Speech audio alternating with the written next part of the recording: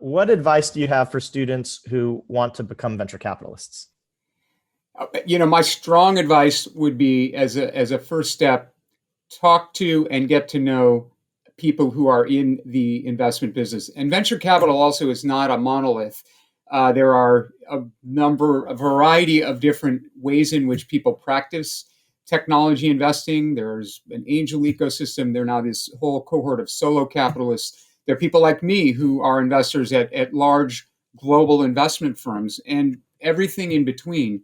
Yeah, there's some firms that specialize by sector. So I think I would encourage people to really talk to as many people as they can to get a flavor for the job, because I do think, you know, uh, investing, again, what would be the common threads? If you're going to be in the investment business, it is a business where you have to have a really long-term view and be comfortable with relatively little feedback along the way. You measure a venture capital investing career in years or in decades. And sometimes when you enter the business, it can be a couple of years before you really have even made some investments that are meaningful. And then it can be, in my case, some of the companies Ravi Mhatre talked about, it was a decade before we knew ultimately where the companies would end up. And so when you're thinking in timeframes like that, you have to be comfortable that you really end up in a mode where you believe in what you're doing so much that you're not as concerned about milestones along the way where you're getting specific feedback and wondering, hey, do other people around me, or does the world think I'm doing well or not well? So there's determination that goes with that.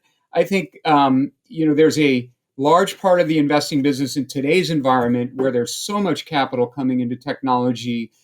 You have to be comfortable. Again, building relationships is maybe a nice way of saying you have to be a salesperson for yourself and why you think that you have the right to earn a relationship, with the very best founders who are the ones who will produce, the most value. So there's an element of talk to a lot of people and also know yourself, because the investment business is in many ways quite different than being in an operational role in a company. And you have to just decide, there's some amazing, marvelous things about being in the investment business. It's incredibly stimulating, the diversity of topics that you have the opportunity to learn about, the amazing people that really you're sort of in a job where it is your mandate is to go build relationships with really remarkable people, with founders. So there's a lot of incredible things about the role, but I do think it's a very specific and unique type of role that you have to play, and you want to learn if it's a good fit for your personality.